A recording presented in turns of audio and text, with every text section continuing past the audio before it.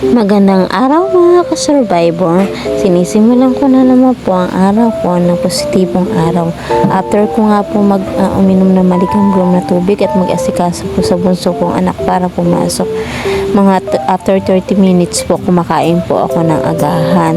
Yung agahan na kinakain ko po ay konti lang po talaga yung kanin. Tapos ano po, yan po ulam, kung ano yung mga ulam na pwede, pero konti-konti lang po ang kain ko. Pagka hindi po ako nagkakanin, nagpapandesal po ako ng ilang piraso, and then after ko pa po mag-almusal, magayak na po ako para pumunta po sa aking Nuga Best treatment po. Ang Nuga Best treatment po, ginagawa ko pa rin po yan meron po kasi nakabili dito ng product malapit sa amin na nagpapabayad po siya para magpasalang po. Diyan po kasi therapeutic therapy po yan.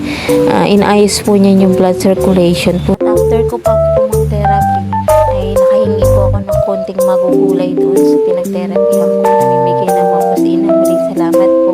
Ito nga po mga gulay na ito, yung iba po ilalawak po namin sa ulam namin ito na wala ngayong tanghali.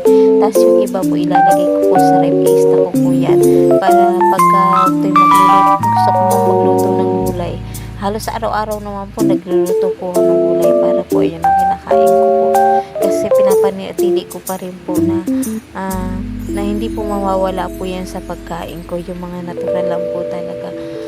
Madalas po ganyan po ang mga kinakain ko, nilalagay ko lang po sa ref. At ito nga po, kunawa ko nga po yung isang bayabas na napitas ko po. At pagdating ng hapon, dumating ang aking Arnala. At ito nga po, susunduin ko nga po yung anak ko sa eskwelahan. Ay, silalubog naman ako ng pagkakulit na batang ere. At ito ang aking anak at ang aking panganay na anak. Sinunod niya nga po ang kapatid niya sa school. Sabi niya, "Mama, mag-antay ka na lang dyan." Kasi hindi nga po niya ako pinaglalakad na malayo. Napaka-sweet naman ng anak ko. Ayan nga po. Sabi, parang ilang oras lang yung nasa eskwela. Tama naman ang pag-itsura. Parang apakadumi. Sa gusto ba pang pabili ng laruan? Binili ko nga po ng mumurahing laruan lang. Ito sa 10 piso. At buko juice. Ito, kinakwento pa nga rin yung laruan na nabili niya. Ito dahil hinalaki doon sa tubig pag binabad daw. Abay, kakulit talaga ng anak ko na rin. Nakapagpasensya na po talaga nila. At after nga po niyan, nagpagkupit pa rin yung aking panganay na anak ng kuko. Kahit ang mata ng mama niya ng lalabo na, abay, gusto magpagupit. Ay, bahala ka kung ikay masusugat. Kakulit mo, bata ka rin. Abay, kaya laki-laki na we. Para lang kayo magkapatid, gusto lagi din si mama. Abay, salamat nga daw mama, at siya yung napariban at magpapasukan na siya daw yung magdadalaga na, kaya nagpapatanggal nga ng mga lisa-lisa sa kanyang buhok. Siya daw ipapasok na makikita ang kanyang lisa sa buhok.